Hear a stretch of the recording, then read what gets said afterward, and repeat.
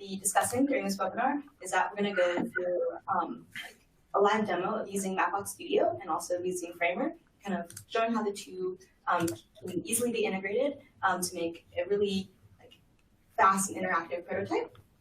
We'll first be going over why delivery matters, and then we'll kind of go over how to design the map and data in Mapbox Studio, and then finally create a very meaningful prototype in Framer. Mapbox is a location data platform for mobile and web applications.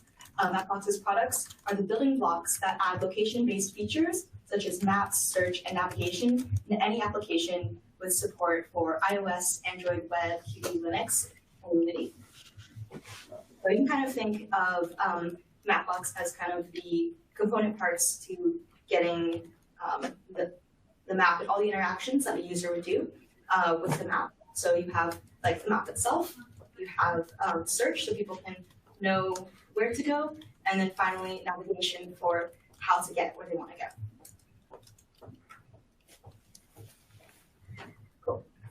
So Mapbox enables over 1.6 million developers globally, reaching more than 600 million monthly active users.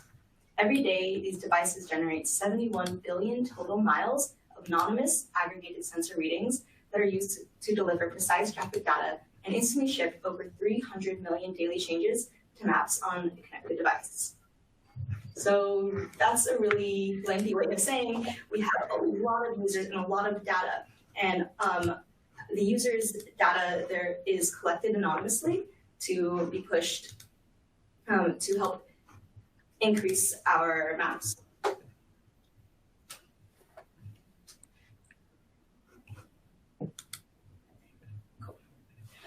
So Mapbox is changing the way that people move around the world and experience daily life. These are just a few of the apps powered by Mapbox. You can see that there's a variety of different sectors ranging from agriculture to healthcare to social applications. For example, you can see Snapchat, Lonely Planet, Tableau, Red Bull, the Weather Channel, and Hotels.com. All of these apps have very different purposes, but location is vital to all of them. Cool. So in the section, why delivery matters, the message we want to drive home today is really why that delivery matters and kind of how that communication is set up. We want to explain why a good design is more likely to get a yes than a great idea. A good design is tangible and it lets people imagine the design in the app. An idea alone or even a bad design, it doesn't really provide a clear communication to what you might be trying to get across. Personally, I've noticed that coming prepared with thoughtful work increases my colleagues' interest and support in the project. So Mapbox Studio's design controls and the vector tiles provide a seamless map experience with kind of like a nice aesthetic, and it's very user-friendly. While Framer is a feature-rich prototyping tool equipped for a natural and interactive experience. And also its React backend allows designers to send code components to engineers for like a more fluid design system.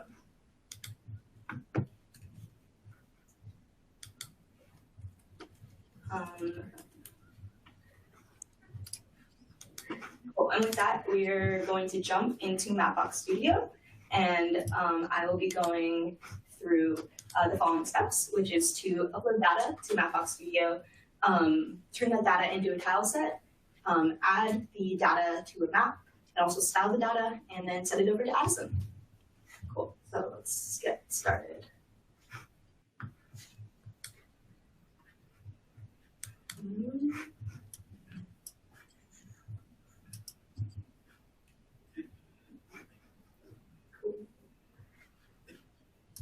Cool, so I think you can all see my screen now. So this interface is Mapbox Studio. We are currently on the styles page. The styles are all Mapbox map styles. And then we're going to move over to the datasets page. A dataset is pretty much geographic data. So you can think very similar to like normal, like data that, and then what geographic data is, it is data that has kind of like geographic placement on the world. For example, if someone went for a run, then like the time of the timing that they went would be data, and then geographic data would be kind of where that run was in the world. So to upload a data set, we're going to click New Dataset, Upload, and we're going to select a GeoJSON file. Right here we have the lunch run, GeoJSON will open up. And click Confirm. So this data was retrieved from Strava, which is an application that uses Mapbox. It is a fitness app where people can kind of record where they've gone for a hike, a bike, a walk, run, or any other activity. Madison, do you get that data right from the app? I've never used Strava before, but I can imagine that it should be pretty easy.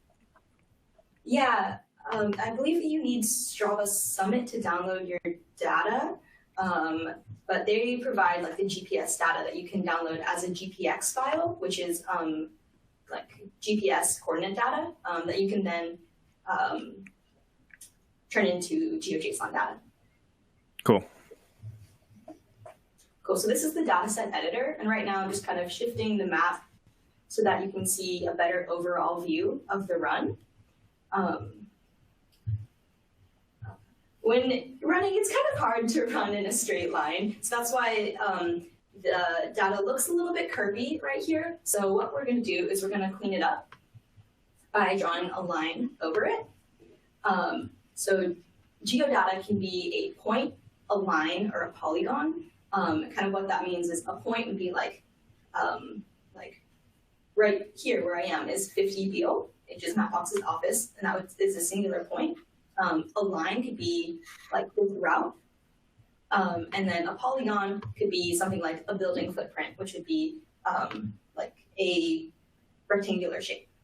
But because this is a running route, we're going to go for the line. Cool. So to start drawing the line, I clicked the Draw Line button. I'm going to start closer to the road of where we are and just kind of trace what's going on. And all I'm doing is I'm clicking to drop a point. So this is kind of like a very fast way to create geographic information. Just want to trace this route. You don't need, of course, to trace routes if you maybe you're making like a store locator and you know the points of your stores. You can just draw them into the dataset editor directly. Cool, and there we go. I have a line that looks similar, but is a little bit cleaner than the first line. And now I don't want this kind of like messier looking data, so I'm going to delete it right here. And now I have one very clean, smooth line of the route that I ran. Cool, so I'm going to save the data. Now that's saved, I'm going to export it to a tile set. A tile set is kind of like the most compatible format for Mapbox. Mapbox uses vector tiles, which has kind of like it presents that nice seamless way of moving between zoom levels.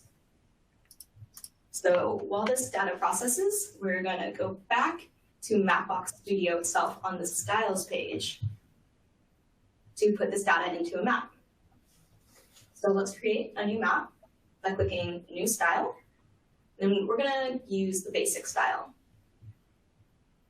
There are a few other styles for more specific use cases, perhaps for navigation, or if you want a more like general purpose based map. Basic is also a more general purpose based map.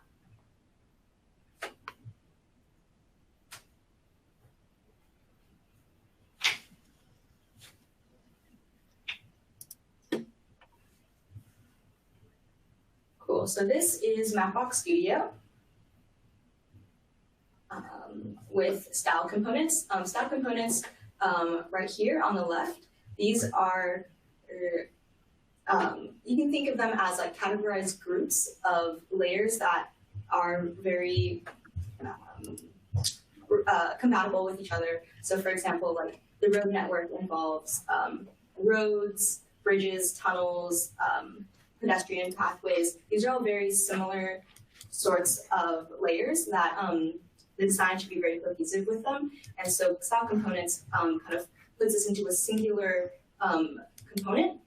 So when you make an edit to one part of the component, it changes all of those related layers. Cool.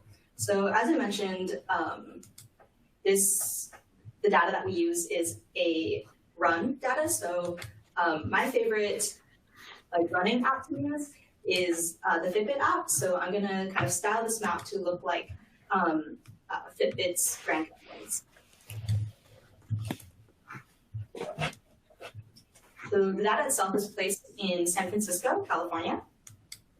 And to add the data, we're going to go to layers and then add a new layer of their custom data.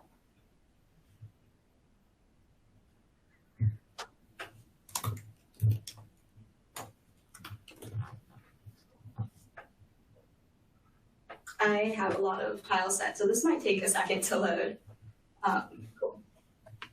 Cool, and there's our data. So now we're going to style the data. As you can see here, it's just kind of a black line that is a little bit difficult to see. So I really want to make this line stand out. So I'm going to make it a very hot pink color that really stands out. It's still a little bit hard to see, so we can increase the width of this line. Now it's much easier because it's so much bigger. You can also change other styling aspects of the line. Right now it has very hard stops at the edges. We can clean that up right here. And now it's smoother. Similar with where the lines join. Everything just kind of rounds out and makes the line feel more natural. Now we're going to jump back into components to really design what the map looks like. In this section down here, colors, this controls all of the colors on the map. And you can kind of think of this very similar to a painter's palette, where the colors are integrating, kind of mixed with each other to blend and make a very harmonious palette. So I'm going to start off with making a very light base. And I know that looks really extreme, but that's because the colors are blending with each other. So I copied these hex codes over from the Fitbit design guidelines. So here is, I'm going to change the green space to this color. Going to change the hospital colors to this one.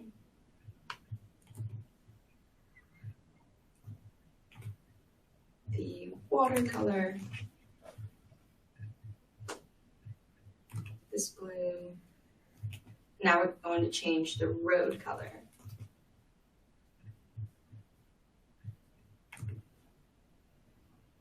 Cool. And here you can instantly see that the map has a very different look and feel to it than it did previously.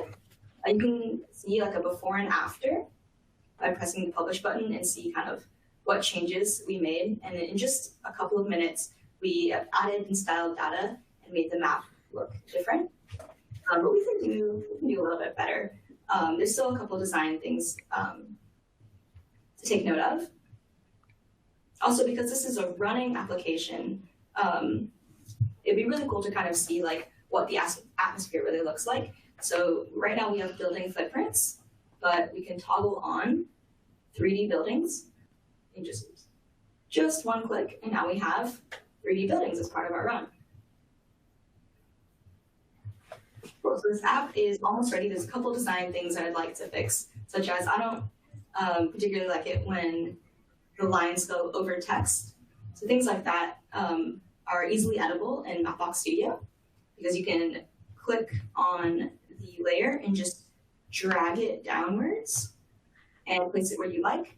And now you can see right here that the text goes over the line. Cool. And once you feel satisfied with the way that the map looks, you can publish the map style by clicking publish. And the map is ready to go. On the share button, you can copy over the link. Here's your style URL and your access token to put it in various different platforms. And yeah, with that, I'm going to send it over to Addison to show you how to put it live. Yeah, that looks really, really cool. Yeah, and I'm excited to put this into a prototype so we can actually see what it looks like and interact with it in real time. Before we do get into that real quick, I do want to just talk a little bit about kind of Framer for those of you here who haven't heard so much about it or maybe are a little bit new. Let me share my screen. Give me one sec here.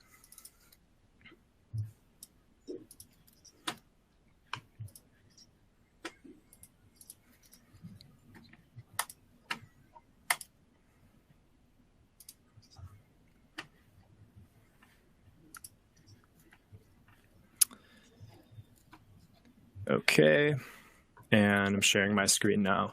All right, so Framer is an interactive prototyping tool that you can design in, but you can also code in. You can really do a lot. We did a Mapbox webinar maybe, I think last May, if I remember, which was kind of on a similar vein, but this time we added a lot more about like location data, which is really exciting because I know a lot of teams and product designers that I work with use a lot of GeoJSON data. So we're going to explore what that looks like in Framer today.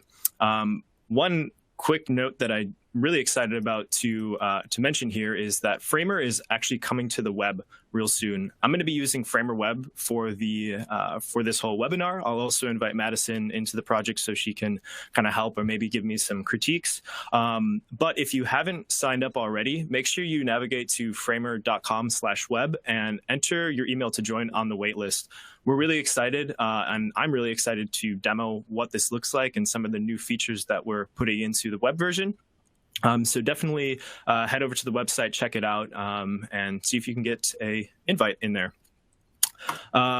So for us, what I need to do first is actually head over to the web version of Framer. A little UI tour if you are a little bit new or haven't seen this before. Yeah, we have a nice dashboard. You can organize your different projects and so on. So it should feel pretty familiar from other design and prototyping tools. But right away, I'm going to go ahead and start a new draft. And I also want to share this project with Madison right away. So let me go ahead and invite her.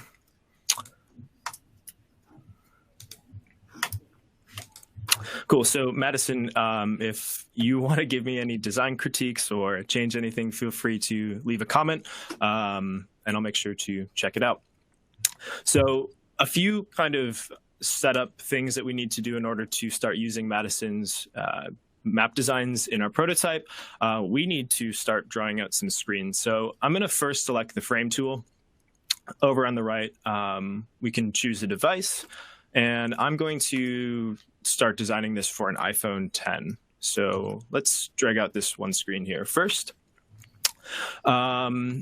The next thing that I know I'm going to need already is actually a few packages that we want to install so we can, well, use again the maps, but also there's a few other things that I want to use from the packages sections in Framer.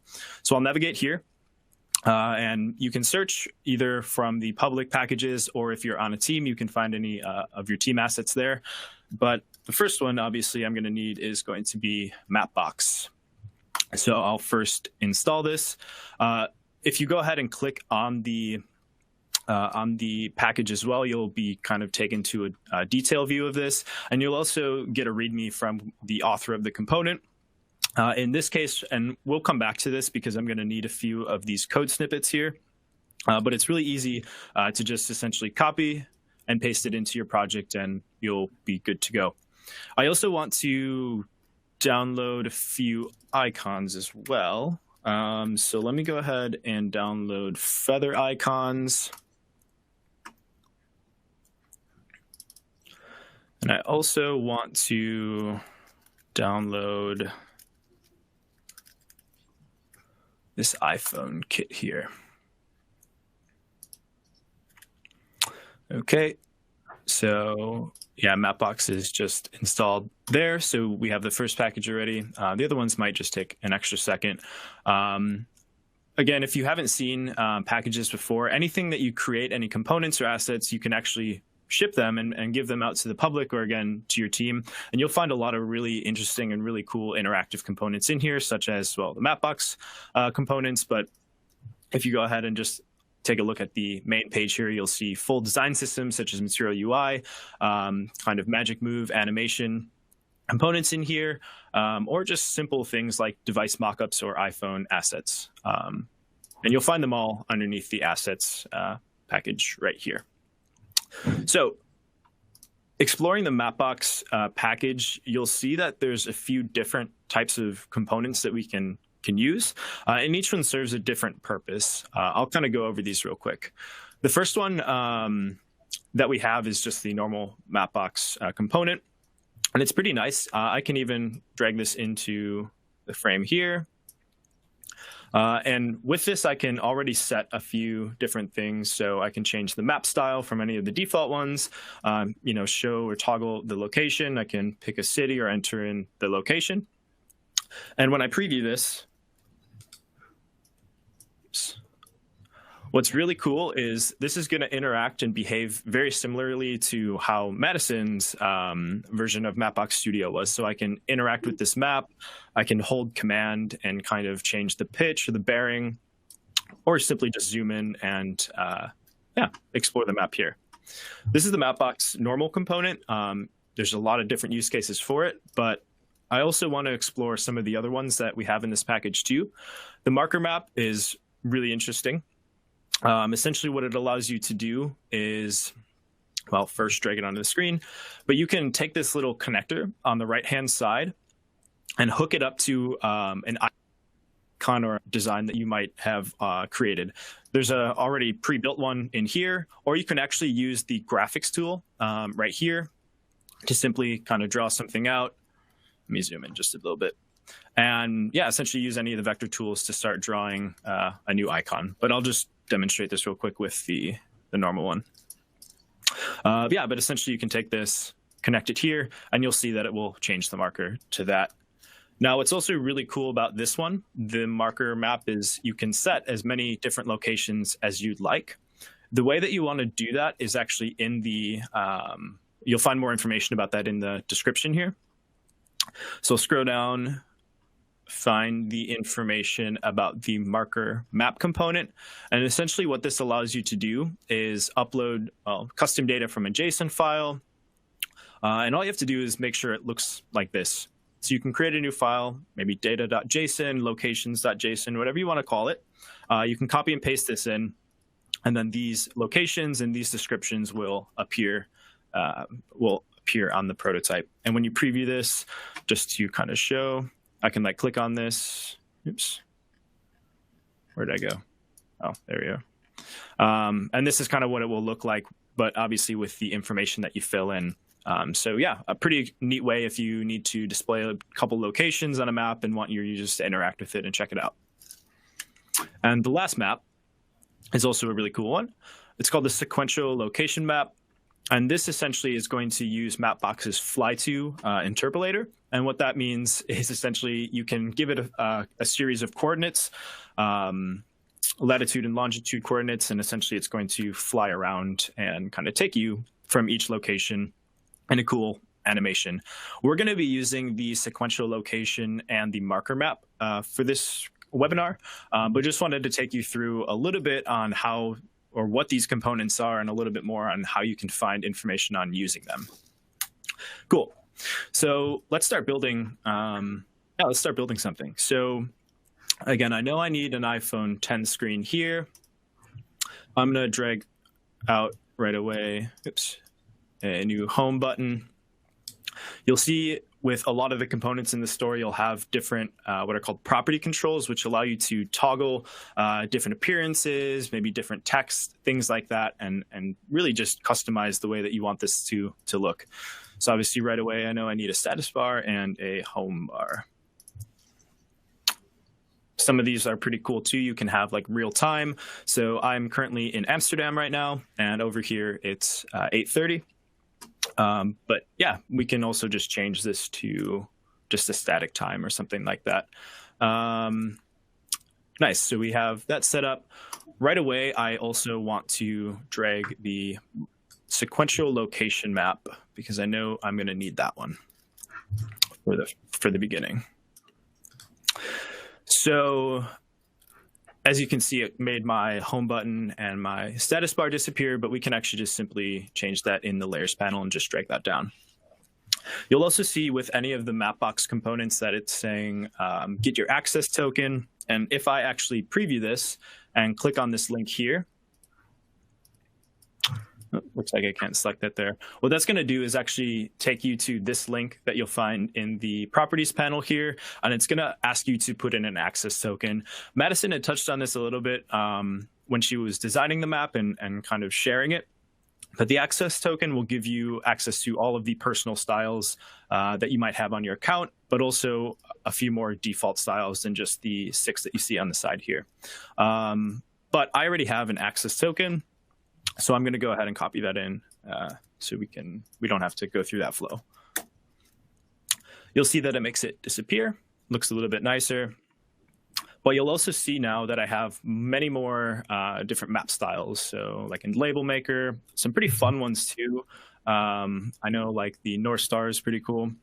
But what we're going to do is obviously use Madison's design. So we can come down here and click Custom. Here's where it's going to ask for your Mapbox style. So what I had done already is actually copied the one that Madison had made. But again, you can share these different styles with your team. You might already have some built. So as long as you can find that Mapbox style URL, you can copy and paste that in. And we should see it. Let's see, I might be on a different location or there we go. So if I zoom in a little bit, or if I go to San Francisco, we can actually already see the data that she had populated with that right here. The problem is with this right now, when I refresh, it's like this, well, London, and then it will fly to Los Angeles. We want to change that and, well, make it do some cool things and fly around San Francisco instead. So what I'm going to do first is actually head back to the README of the Mapbox component. I'll scroll up a little bit. And in the sequential locations map component, this one doesn't accept a JSON file, but rather what's called an override. If you're new to Framer, an override is something that's Framer specific, but you can think of it essentially as a small snippet of code that you can attach to anything on the Framer canvas, and it will override certain properties. So I can attach an override to maybe add some animations to things that I'm drawing, add some hover states, some click states, or in some of the more, I guess, complex ones, you can pass it more information such as locations, where it's going to use that data instead of the built-in one from right when you drag it on the canvas. So what I'm going to do is actually make an override that looks just like this. In order to make an override, you can simply head back to your canvas. I know I need to attach the override to the sequential locations map. So I'm going to head over to our override section, but I'm going to create a new file here. By default, it's going to actually give you a file called app.tsx, and it's going to give you 3 overrides that you can choose from. We can also head over to Assets on the left-hand side under Code. Oops. Should be seeing that, but that's okay. We can also create another asset from this side as well. So we can just create a code override. Let's call this, well, actually call this map here. But these are the same overrides that you would have seen in the menu over there. But we can actually pretty much copy and paste the ones from the Mapbox README. We do need these 2 import lines at the top. But over here, we can just copy and paste this. Oops. I don't know if I copied that right.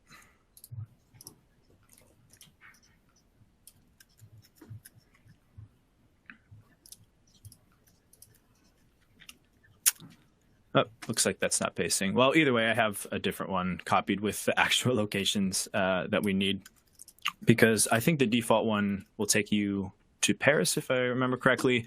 But either way, it's going to be a function that basically has a array of different locations, and you can, again, pass in the latitude, longitude, zoom, bearing, if you'd even like, and the pitch. So just to show what this looks like now, because if I head back here, I have my map, but I don't want to grab any overrides from this app because, again, that one wasn't showing up, but rather the map one. And then I have this override called map here. When I preview this now, we should actually see Mapbox just handle all of the animation and allow us to kind of fly around. And yeah, give us a nice overview of maybe like what our run was. And again, we can still interact with this. We can change the bearing and pitch. It's just on that initial load, it'll fly to and switch around all of these different locations here. It's also pretty cool. Once we zoom in close enough, you'll see that the 3D buildings that Madison had enabled are also going to show up too. So already just with copying and pasting some things from the README and grabbing some components from the store, this is already looking pretty cool. But I also wanted to add a little bit more functionality to this. So let's demonstrate how we can maybe like make a flow and go from one screen to another. So what I'm going to do first is drag out another screen here. I'm also going to drag out some more. Oops. Another home button, and another status bar.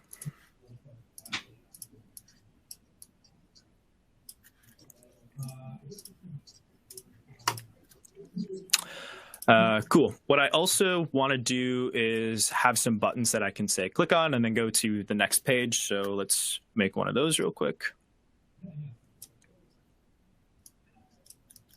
Oops.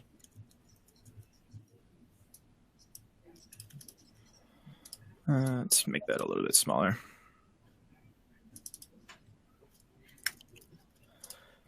Change this to white.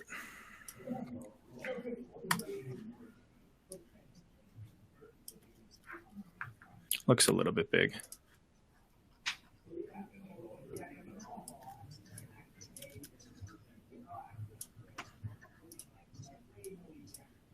Oops. Well, let's add an icon to it too.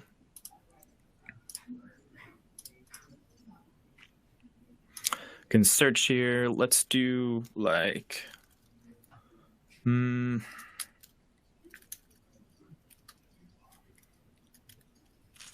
that's what I'm looking for. Map pin. That'll work. So we can add that in.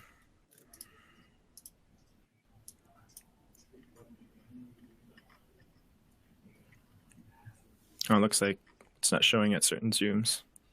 Well, we can put this one here. And also, let's just duplicate that. Oops.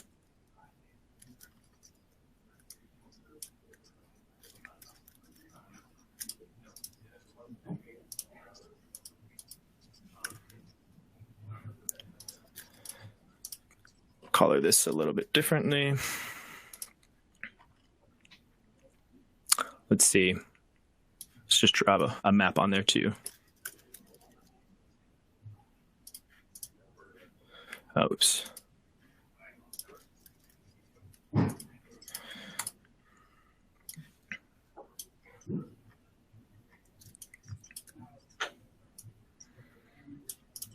Okay, so we have some buttons that we can click on. Let's just make sure they show up to here. Cool. But obviously we want to click on them and well, do something. So what I'm going to do is actually use the link tool. And the link tool is essentially allow us to express some flows. I can simply press L and kind of tell where I want to go to. And we can change some of the transitions if we want it to do like a push, an instant, a fade, and so on. I'm just going to leave it as a fade for now. And we're going to set up the other map now.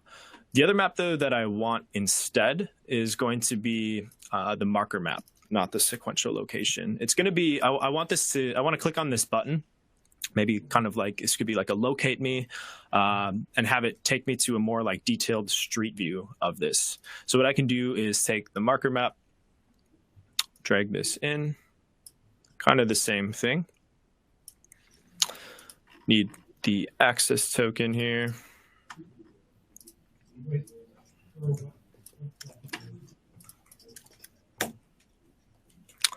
And then I want a custom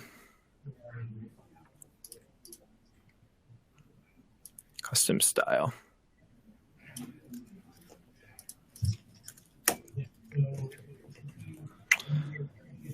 Okay, let's make sure that shows up okay. Cool. Looks good. Except, and if you take a look at the marker map here, we can actually set like the longitude, latitude, zoom, so on. And you'll see that as I update it, it will update it in the preview as well. But again, I don't want this to be just at 0, 0 in the middle of the ocean. I want this to be in San Francisco. And I already copied down some of the coordinates before. Again, if you are already using the JSON data to make the Mapbox styles, you'll have all this information already available. So for instance, the longitude, I had that copied down from before, so I can paste that in. The latitude.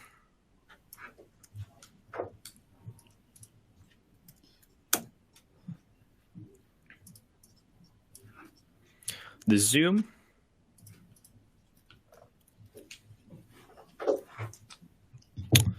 Let's zoom in just a little bit more. The bearing, let's actually just try to...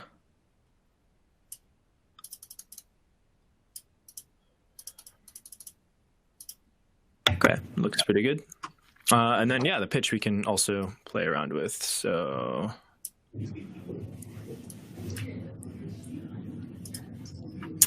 Nice. Okay.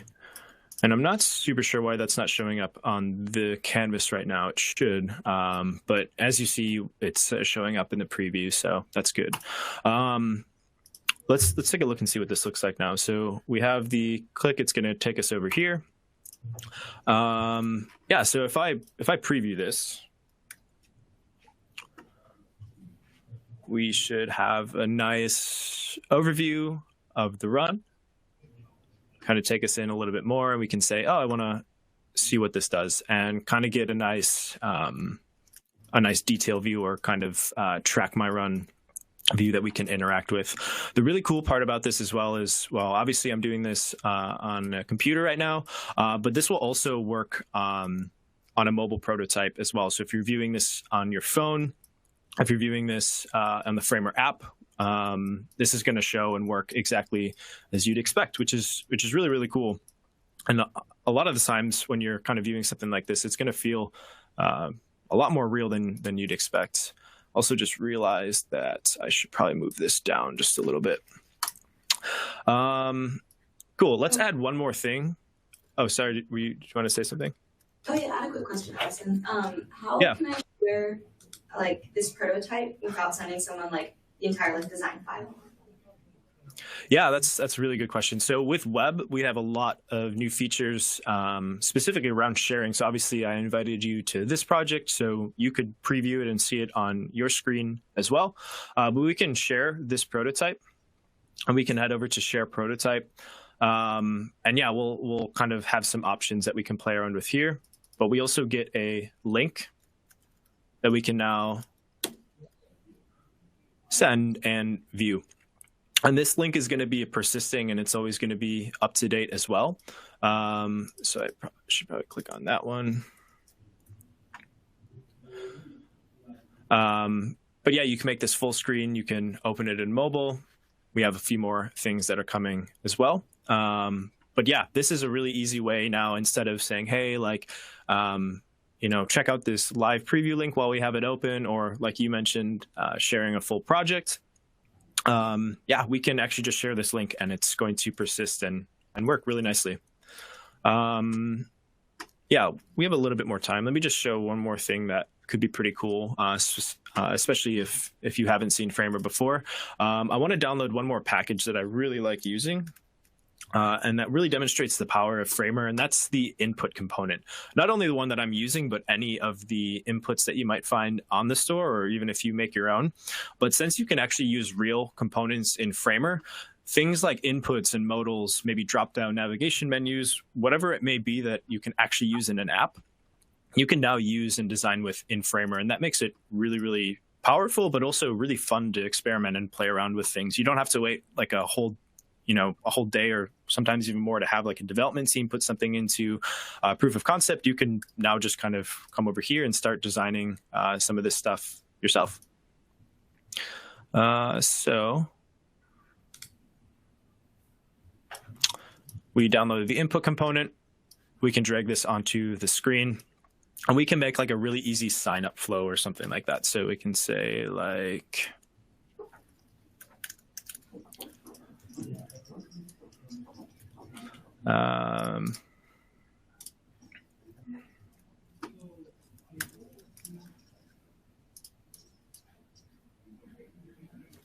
let's actually make this like this blue instead.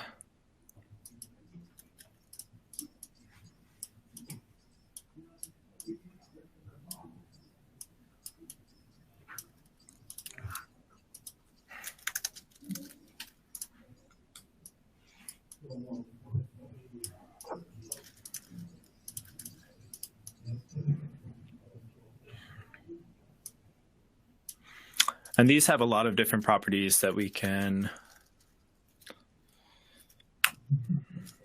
let's do.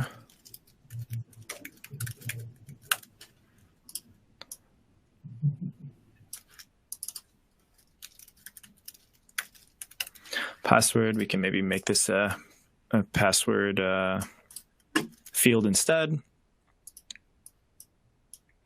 Drag this down a little bit. And yeah, just drag some of these over too. And maybe design a quick button.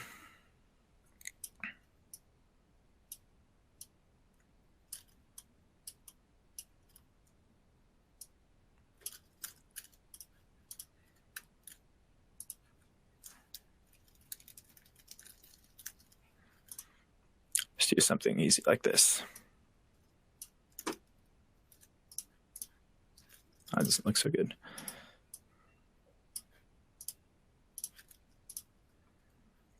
Let's change it back. So yeah, and again, kind of just using some of the same things, especially with the link tool. We can say, oh, I want to click this button and bring me over to this screen. We can just do like a push transition and see how that looks. So we can type like,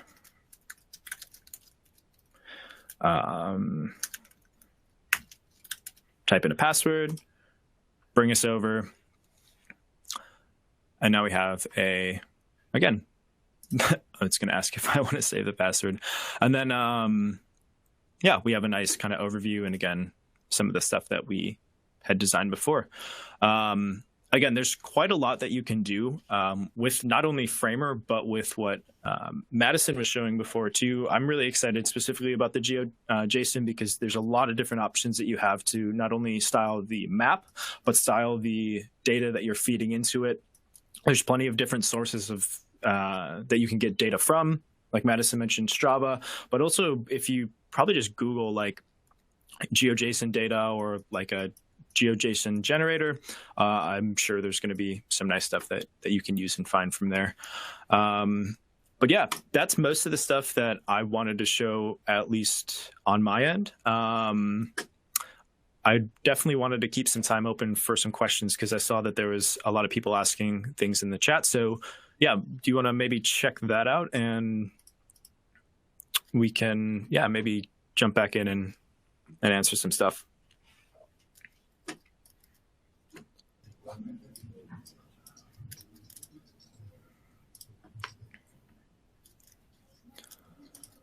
Let's see.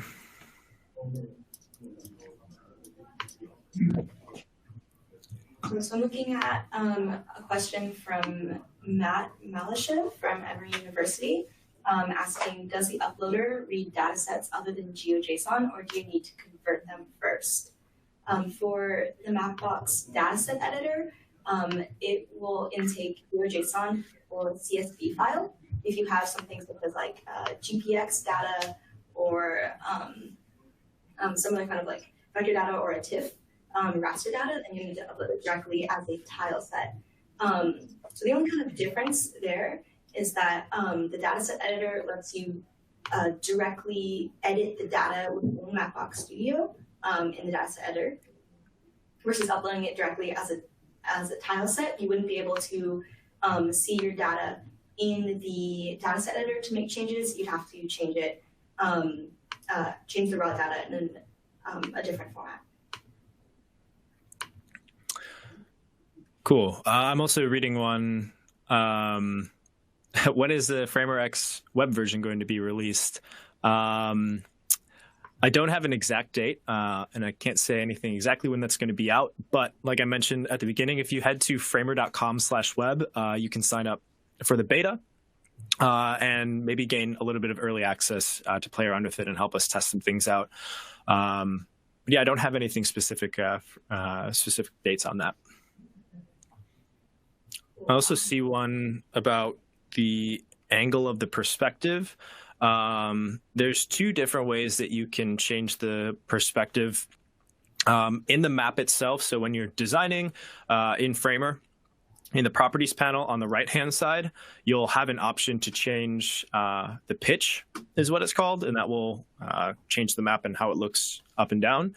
But you can also, while you're interacting with it, hold Command and drag your mouse, and it will also set the pitch. And I think it's with 2 fingers up and down on the mobile prototype when you're viewing it there.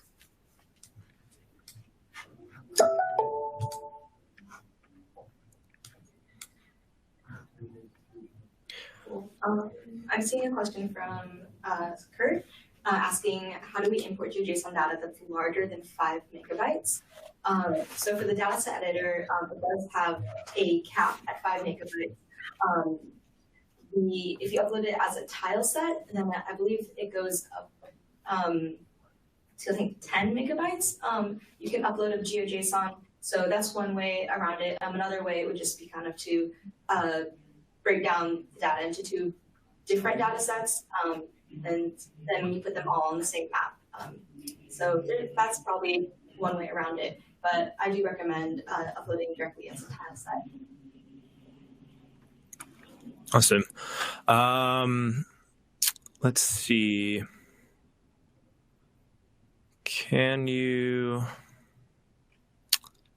What causes the animation? Can you customize how it animates at the beginning?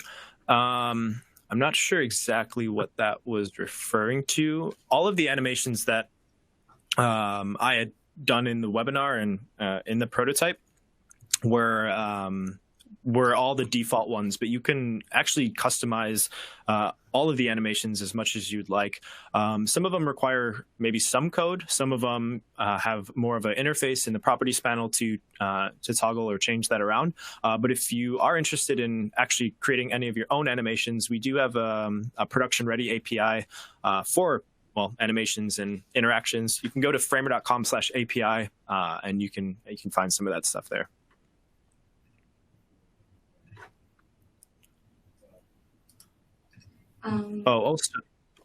Sorry. I see one more also that's kind of on the customizing transitions. For example, the link you click to orient to your location. Right now in Framer X, there's only the built-in navigations and transitions between screens. But in Framer Web, you are able to actually customize and create your own custom transitions, which is really, really fun. Again, it's only in the web version, so maybe that's another reason to sign up for the beta and maybe start playing around with it. I see a question asking if there are other Mapbox and Framer examples. Yeah, there's definitely a lot of resources you can find both on the Framer website and also on Mapbox's blog. We have a couple tutorials that kind of go through creating different sorts of applications and different use cases that you can check out.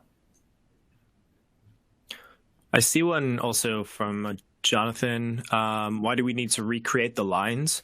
Well, the short answer is we don't. We just thought it looked maybe a little bit nicer having some more smoothed outlines. But the data set that Madison had uploaded with the, I guess, more rougher lines could also totally be used, and it would work the same way.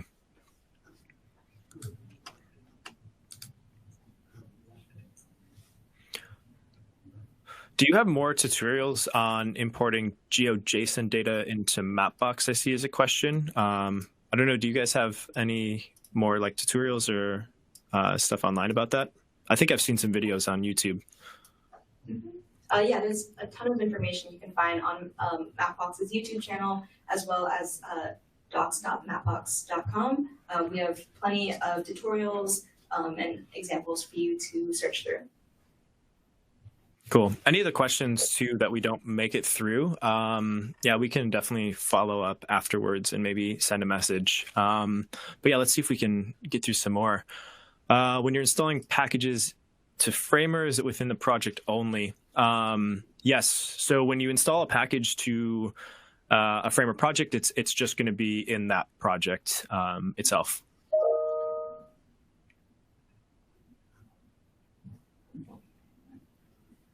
I see a question that's asked, are 3D buildings accurate in every city? Mapbox pulls data from various sources, but one of the main sources we draw from is OpenStreetMap.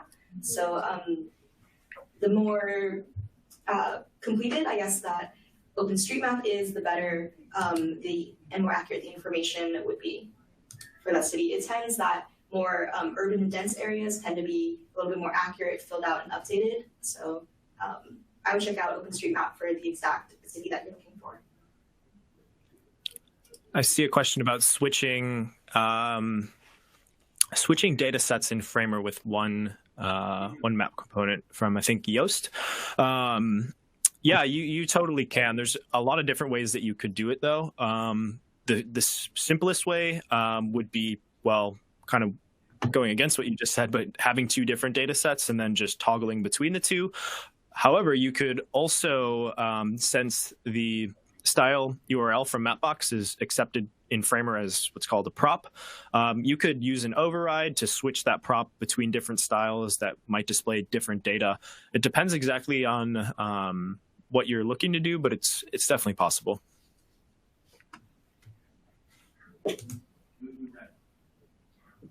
A question from Jonathan asking, does the Mapbox editor make it possible to snap the drawn line or polygon to the underlying vector map? Mapbox's data editor doesn't have like a snapping function, but it does have a section where you can go into the GeoJSON itself and edit the numbers. The GeoJSON can be as precise as like 6 decimal places, which is pretty precise. So that is one way around it rather than snapping.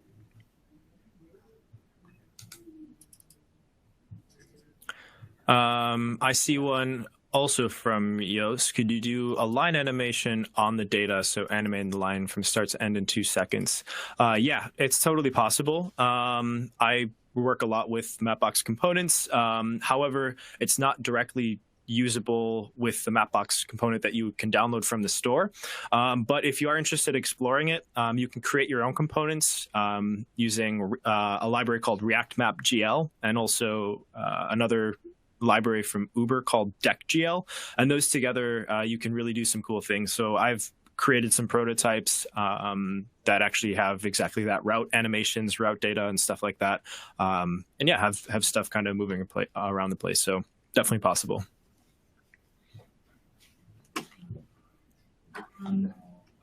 I I'm seeing a question from Rudy saying, can I build projects for desktop browsers, not just Safari?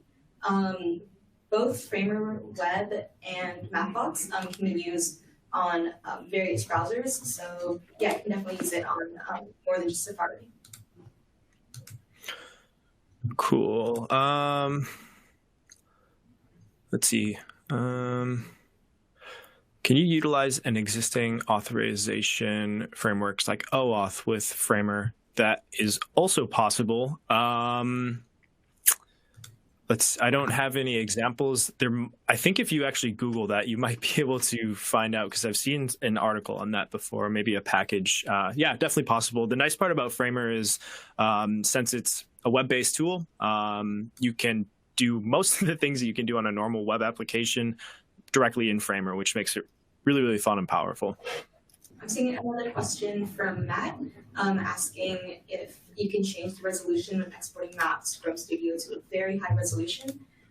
Yeah, so there's two ways you can do that. You can do it programmatically through the static API, which lets you print at 2x high resolution. But also within Mapbox Studio itself, there's a high resolution printer. Yeah, I think if you go into Mapbox's documentation, searching specifically for high resolution print, you should be able to find how to do that within Studio. I think we can do one more. The question about the OAuth as well, I just found we have content on our Learn site. So if you go to framer.com/learn, we have a whole guide called Designing with APIs that deals exactly with that, how to deal with OAuth and other things like that. But the last question I see is, how do I zoom between two different places on a map? Yeah, I would use the sequential location map. And again, if you read the README, you should be able to find, again, those examples. Or if you watch the recap of this one, yeah, you should see some examples, because we did that earlier in this webinar. But yeah, thanks everyone for coming. I had a lot of fun. I think we should do some more of these in the near future. Yeah, this was great. Yeah, I've learned so much about Framer during this webinar, and also just working with you. It's been fantastic. Thank you so much, everyone, for attending. I hope you learned a lot.